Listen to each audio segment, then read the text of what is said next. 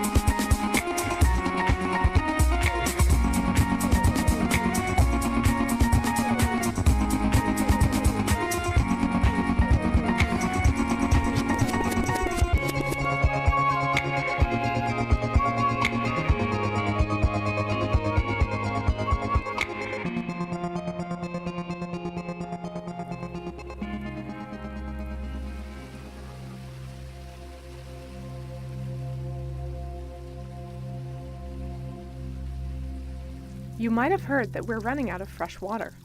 This might sound strange to you because if you live in a place where water flows freely from the tap or shower at any time, it sure doesn't seem like a big deal.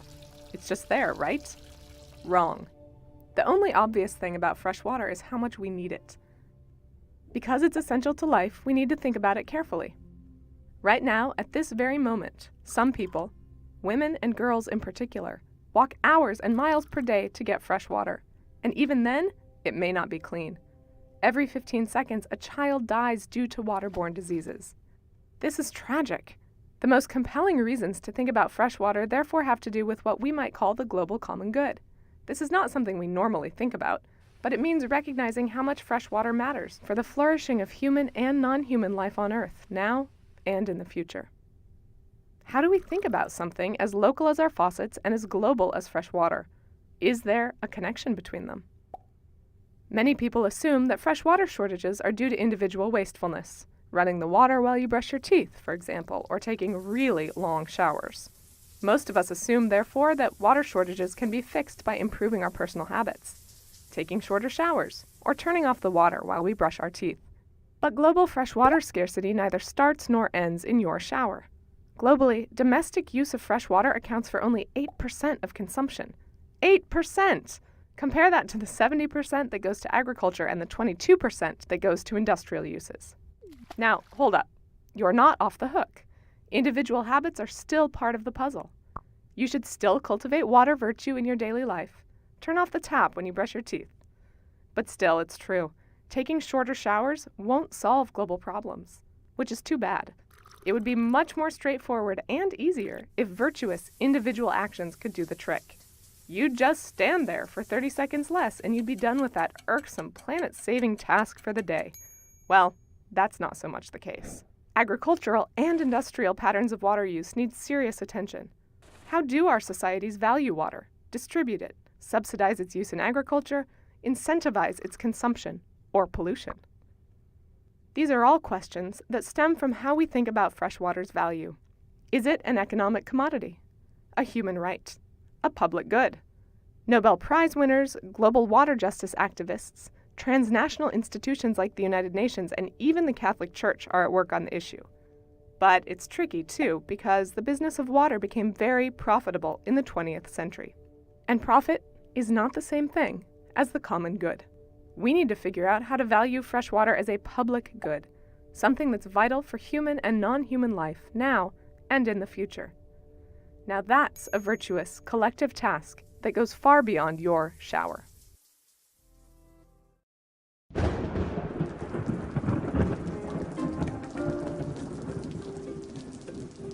This day and age, everybody takes care of the environment. Some more elaborately than others. People harvest rainwater, clock their showers,